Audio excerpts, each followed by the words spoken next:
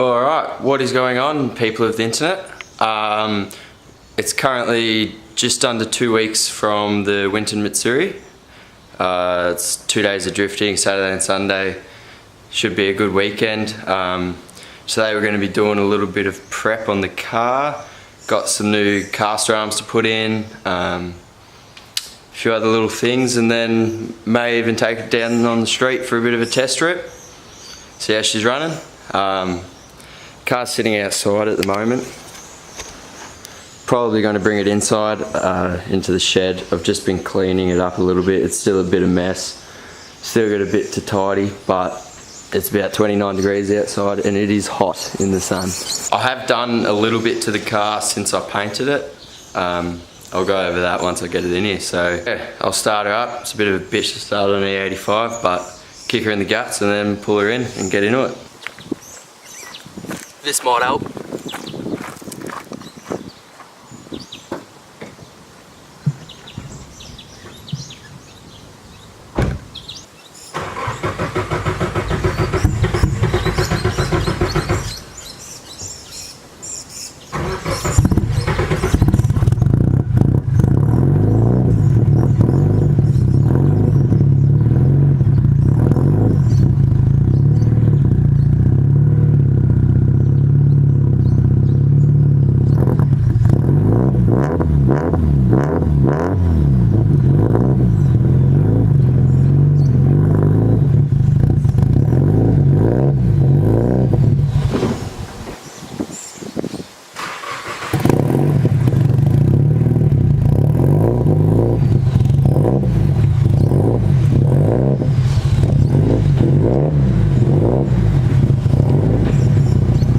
Ignore that stall.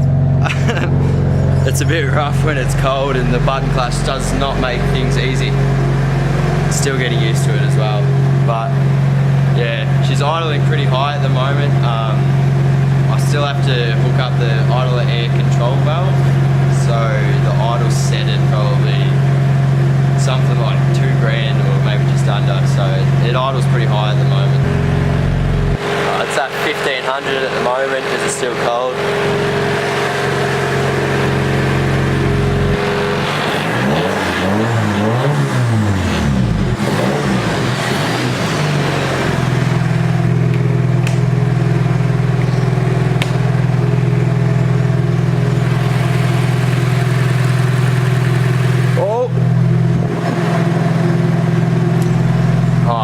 Probably should have pulled it into the garage a bit more. Hold on.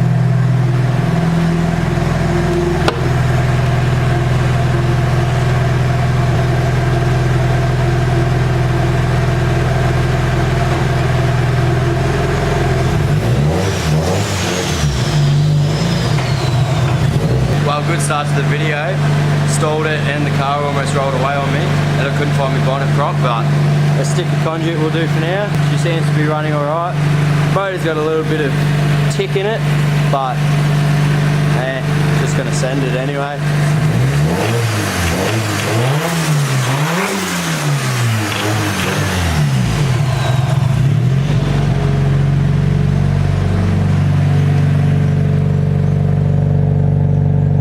Idling way too high at the moment. Smells good though. Got a lot of smell of E85.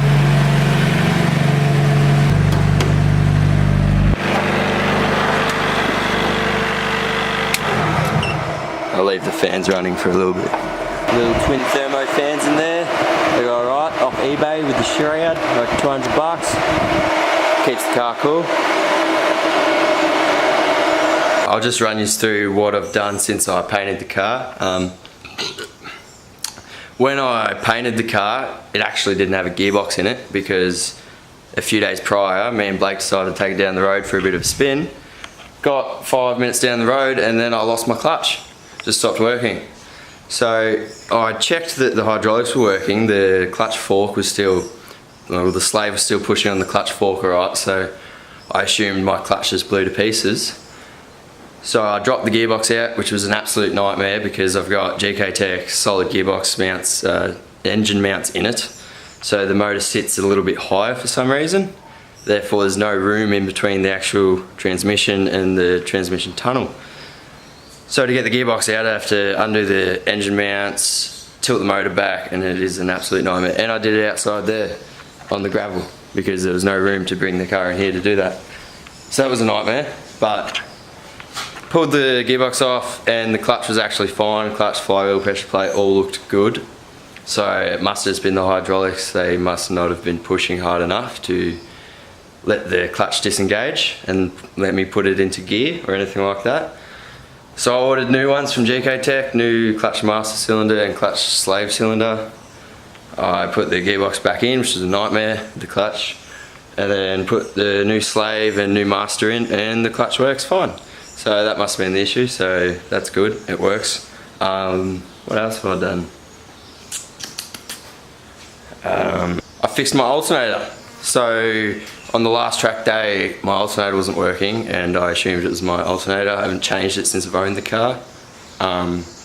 So when I was at the track, I went and raced, well, my brother raced and picked me up a second-hand alternator for 150 bucks.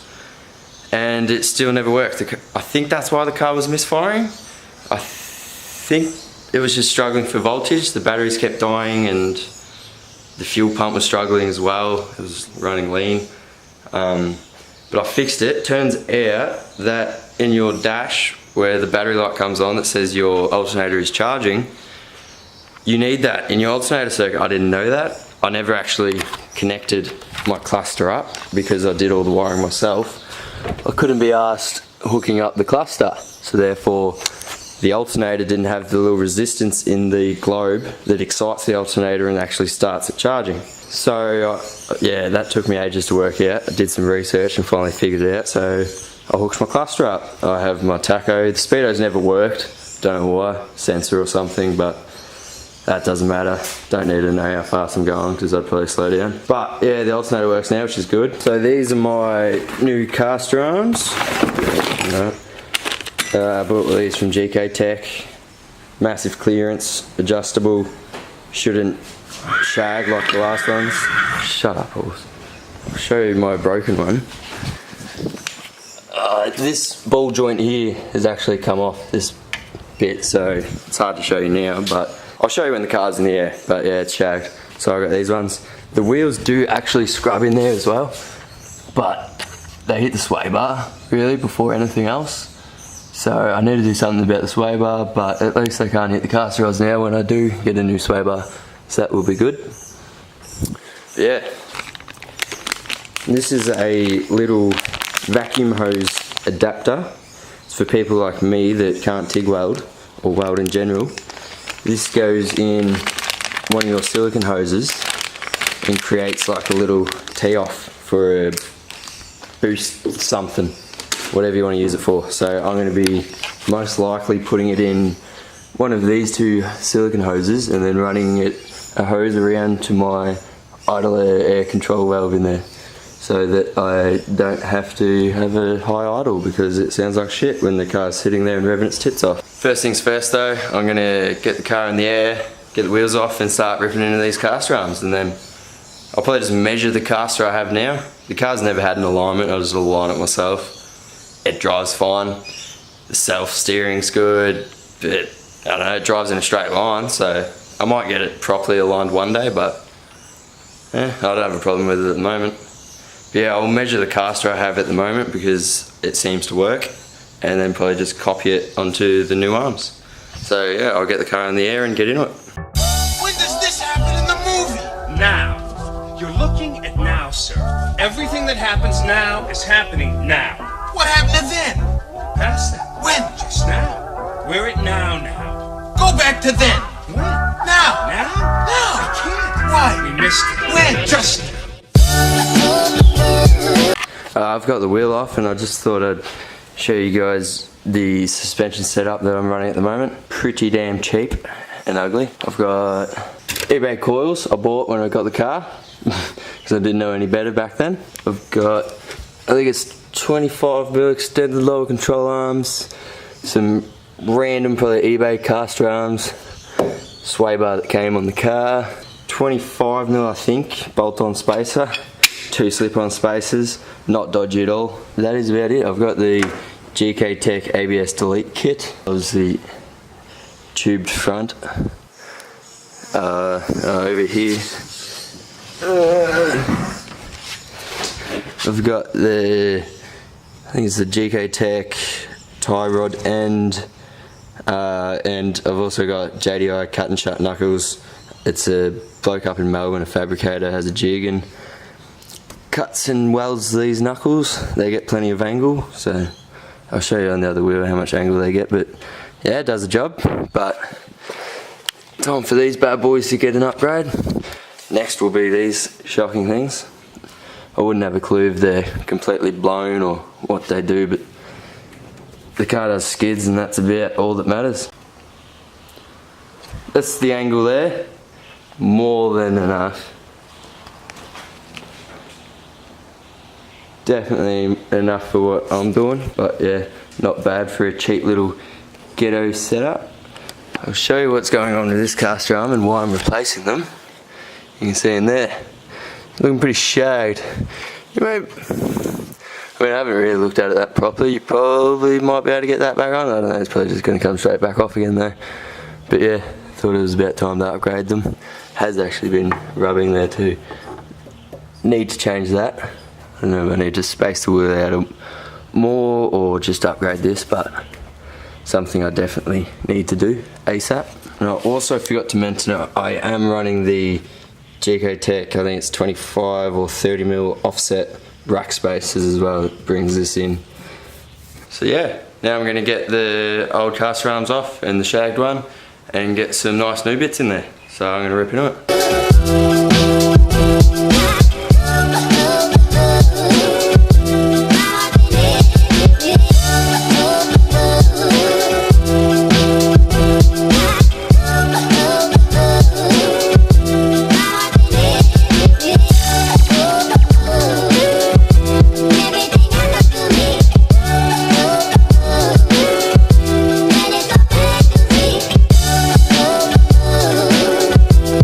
When I go to make a video, my good camera's battery says it's half charged, then it just goes flat really quickly, so that's on charge and I've switched to the GoPro. First caster arms off. I think I'm basically just going to measure like these distances here, copy it onto this one, can't be too hard. They actually look very similar as it is now. The GK Tech ones come with all the hardware, with the little boot thingy. Don't know if I put it on or not, I probably should. Yeah, so I'm going to measure it and then put the new one in.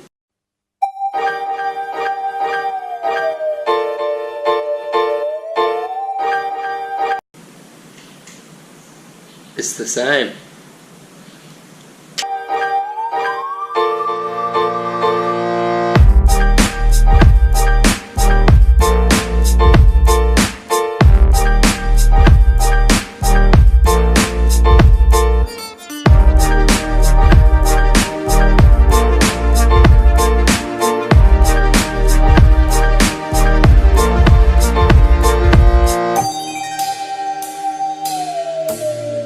Good thing about these, I assume, is that one is a lot larger than the other, so it pushes the caster arm away from the wheel, more clearance.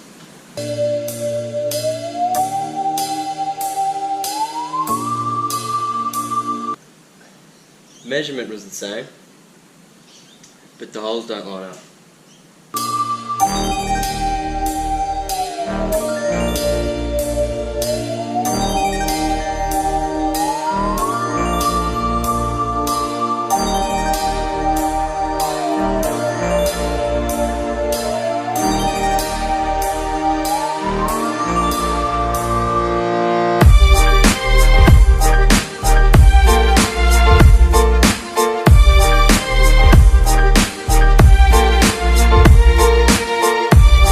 So that's the first one done. Oh, come on camera, a bit dark. Yeah, looks good. That sway bar really needs to go. It's hanging out a hell of a lot more now than the caster arm. These control arms are actually boxed on the underside for strength, and luckily have a little cutout there so you can do those nuts up. That's nice. But yeah, I'm gonna go do the other side now. So now that the measurement's good, I'm just going to go tighten up the lock nuts and then copy this measurement on the other side and we should be good. And tighten that up. Might do that now before I forget.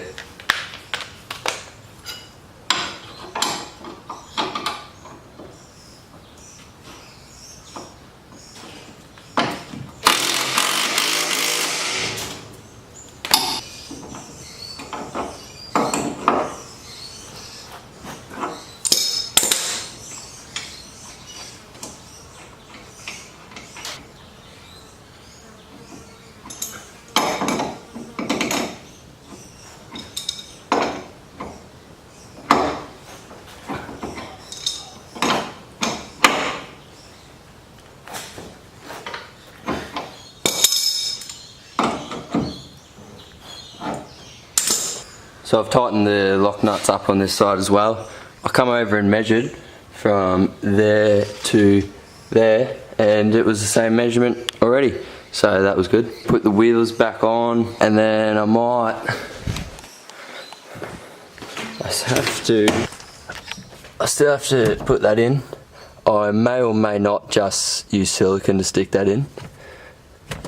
Leave me alone, it's just a drift car and you wouldn't even know. And it works. So it's not stupid if it works. So I might do that and put a GoPro in there and maybe take it for a rip down the street. Get the wheels on and whatnot. Hopefully it still drives straight. It should do. Yeah, I'll get the wheels on, get it on the ground. I need to do something about the rear bar that's not currently mounted very great. It's just got a few cable ties on it. I need a few more cable ties. That tends to come off too much. And then I'll get the GoPro in there and take it for a spin. I do need to look at the boost controller at some point. I've got the GFB G-Force 3 electronic boost controller. I don't know if you can see it in there. It's pretty dark. But yeah, when I took it to get it tuned, for some reason the tuner couldn't turn the boost up on it, so it's running like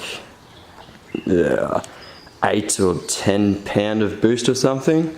It made 200 kilowatts and he said it was at 12 psi, but I've never actually seen it hit 12 psi doing pulls down the road. Maybe when I put a GoPro in I might be able to see it and look back on the footage and see what boost it's actually running, but still goes alright. But I do need to look into turning that up. It's hooked up to my, if you can see it down there, but my Turbo Smart, I think it's a 45mm Hypergate. There's a little screamer pipe down there. The boost control stuff is hidden down there. The solenoid, and I don't know if you can see the lines. I ran it all in braided lines, braided Teflon lines with stainless braid. It gets pretty hot in there. I didn't want it to melt, so I spent more money than I should have, but at least it's not going to melt.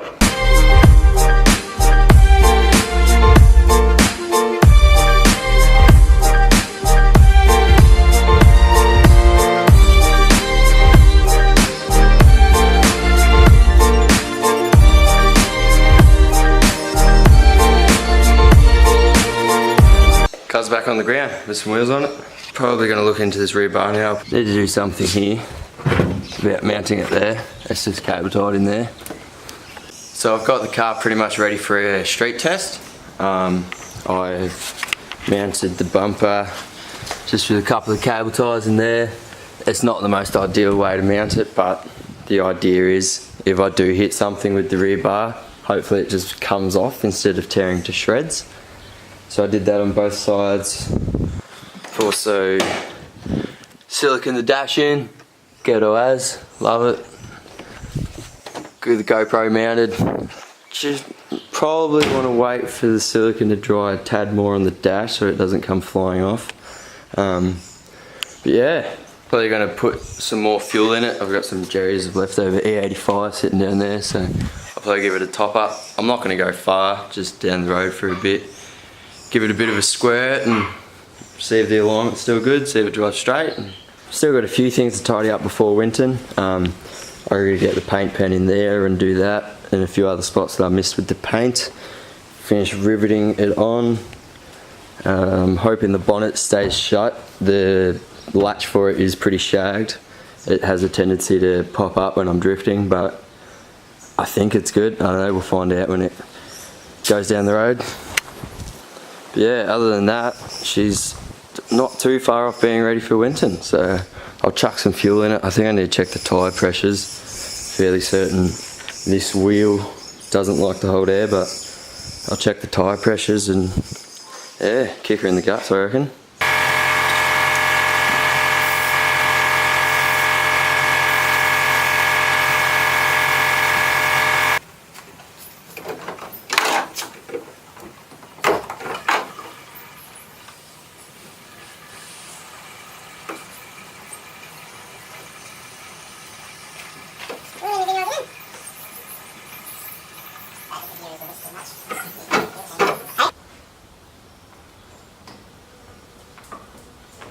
You want to give this stuff away? You want to smell this? No. It's good stuff. Hey? Alright, all filled up. Let's kick her in the guts.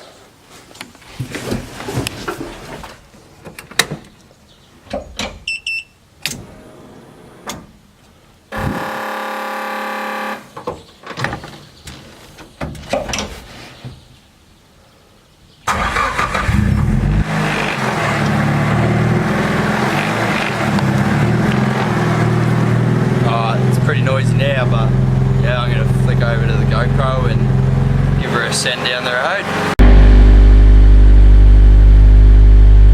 Probably not going to be able to hear me, eh?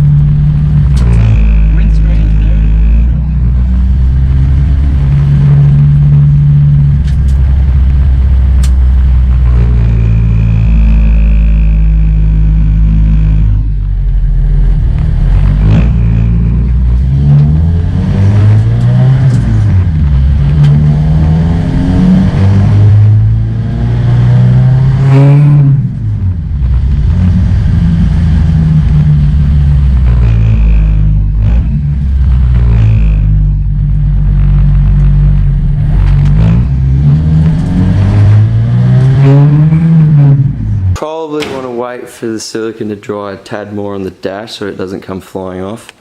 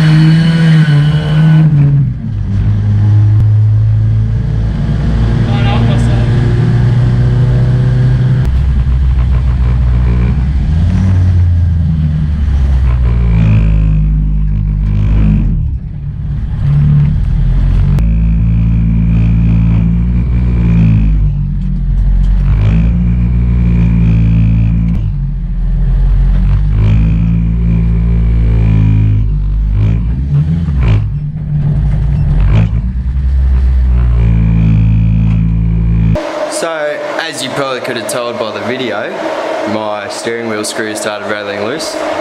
That was a bit frightening. That's what a street test is for, I suppose, but yeah. I drove back with my 3 fingers on the 3 screws that were left in. I suppose the other ones would have rattled out. I assume they were all in there when I left. Oh, I hope they didn't fall down that hole. Maybe. But maybe they just need some Loctite. Those solid engine mounts really do some damage on anything that's not really done up. You also would have been able to tell in the video that my centre bit of dash, probably should have waited for the silicone to dry on that. Well, you learn these things on the job. Yeah, all in all, I think it was pretty successful. If you haven't already subscribed, go do it, because the next video will probably be me turning the boost up this thing. So that'll be sick, then it will really be frying tyres. So hit subscribe, I'll turn the boost up, it's going to be sick. You'll see me really open it up on the track with the new build. The only drifting I've done with it was, well, that on the street and one test day in it, and the car was misfiring really shit, so didn't really get to give it everything I could, but hopefully the next track day will be fixed. Hopefully with 20 pound up, it's us too. That's the end of that video anyway. Make sure you hit subscribe. The next one's going to be pretty sick, I reckon. Let us know what you thought down in the comments and any suggestions, whatever. Yeah, see you in the next one.